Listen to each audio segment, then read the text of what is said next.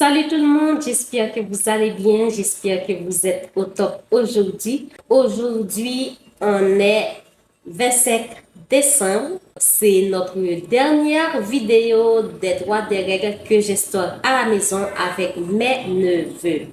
Alors, comme je l'avais dit, 25 décembre, c'est aussi la Noël. Je dois vous faire mon souhait. Avant de commencer, je voulais vous souhaiter un joyeux Noël. Une fête de Noël remplie de paix, de joie, de gaieté, de pardon, de partage, d'amour, de réconciliation, pourquoi pas.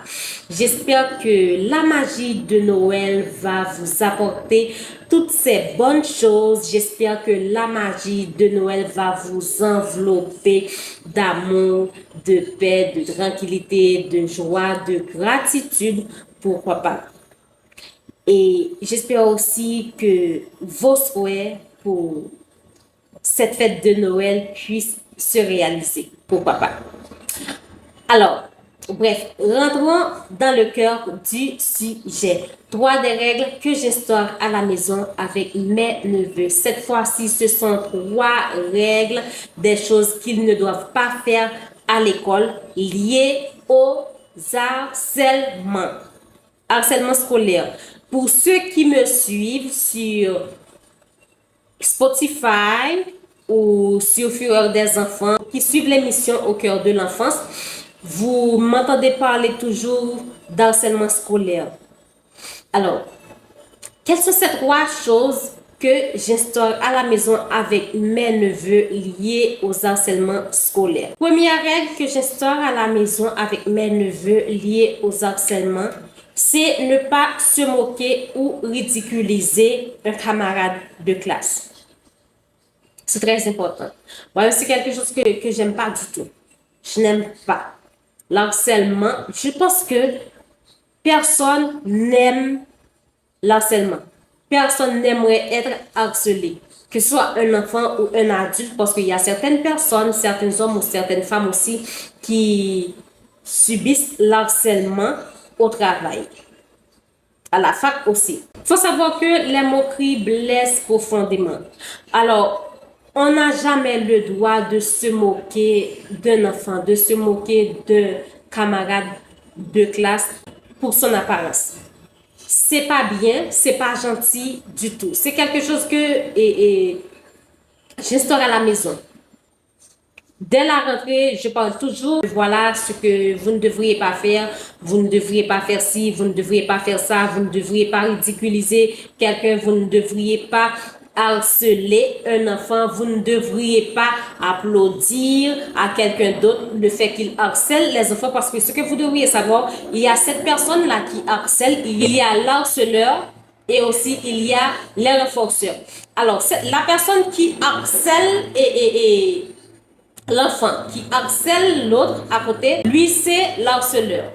Et les autres là, en background, qui disent « Voilà, tu as raison, fais ça, fais ça ». Là, ce sont les renforceurs. Donc, et oui, vous aussi, vous faites partie des personnes qui harcèlent. Je dis toujours à mes neveux, je ne veux pas que vous harcelez un enfant, je ne vais pas apprendre que vous êtes en train d'harceler quelqu'un. Je ne veux pas non plus apprendre que vous faites partie des personnes, des enfants qui applaudissent. Je ne veux pas. Parce qu'aujourd'hui, vous harcelez ou vous faites partie des enfants qui applaudissent. Demain, ça pourrait être votre tour. Alors, c'est très, très, très, très important de ne pas harceler un camarade de classe. Il n'y a pas que sur son apparence, il y a aussi de ne pas harceler un camarade de classe et sur ses vêtements, sur ses difficultés, je ne sais pas, ses difficultés peut-être à apprendre ou à marcher ou à s'exprimer, et aussi sur sa différence. C'est très important. Alors moi, c'est quelque chose que j'interdis toujours. Je n'aime pas apprendre qu'un enfant harcèle son camarade de classe. Que ce soit pour son apparence, son handicap, ses vêtements, sa façon de parler, sa différence et tout le tralala. C'est quelque chose que j'instaure à la maison. Je dis toujours, dès la rentrée, voilà ce que vous ne devriez pas faire, voilà ce que vous devriez faire. Et je leur dis aussi d'éviter les personnes qui sont trop brutales. De les éviter. Les personnes qui sont trop brutales, qui ne savent pas jouer, qui sont vraiment des querelleuses. Alors, il faut les éviter. Donc, c'est une des règles que j'instaure à la maison liées aux harcèlements. C'est très important. Deuxième règle, ne pas pousser, frapper ou intimider les autres. Que ce soit son camarade de classe à l'école et aussi à l'église, à l'école du dimanche, parce qu'il y a certains enfants qui sont comme ça. Ils aiment harceler, mais ce n'est pas que à l'école. Partout où ils sont, ils aiment harceler les autres. C'est pas bien. C'est pas bien. Ça c'est malsain pour moi. C'est pas quelque chose de sain. Ça, c'est malsain. Un enfant qui aime harceler les autres.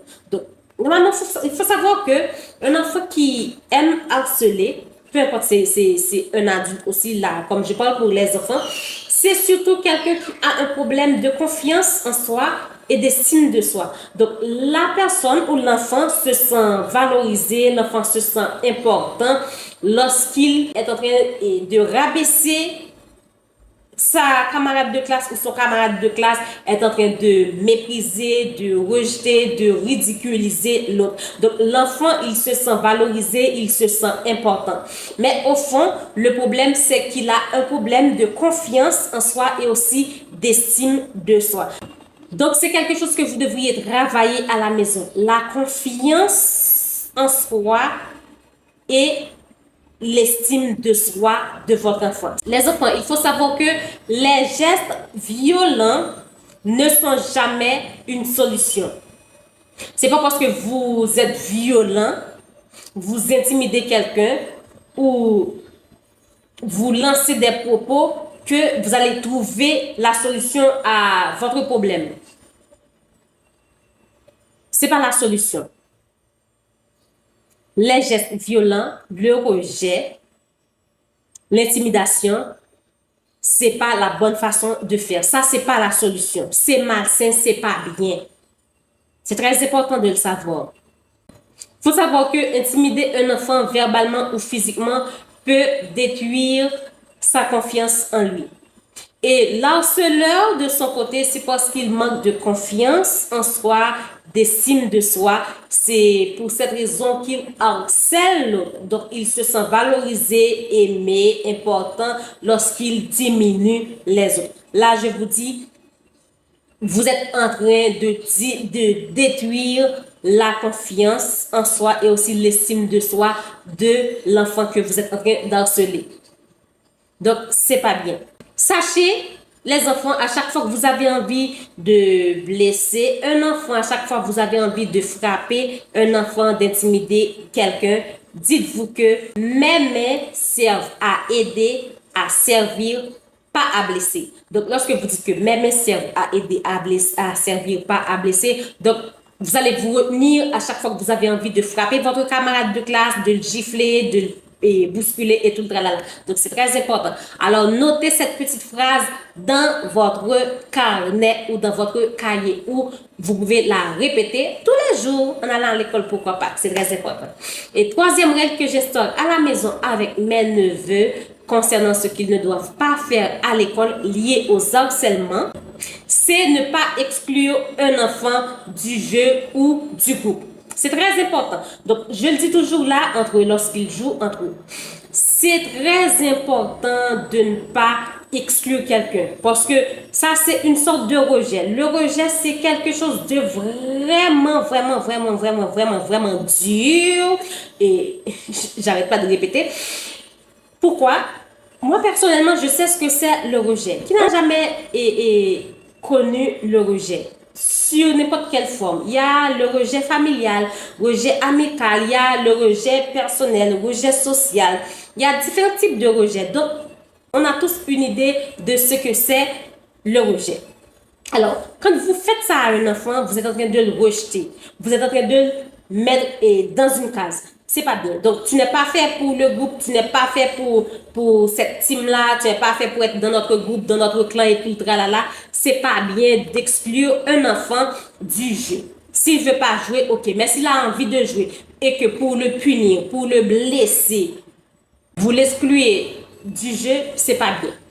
C'est pas bien, c'est très méchant. Moi, c'est quelque chose que j'instaure à la maison avec mes neveux. Ok, si l'enfant, il est vraiment brutal, ça c'est une autre chose. Je dis toujours à mes neveux, si tu remarques que l'enfant, ton ami, il est brutal, donc tu te retiens. Tu joues pas avec lui. Sois vigilant.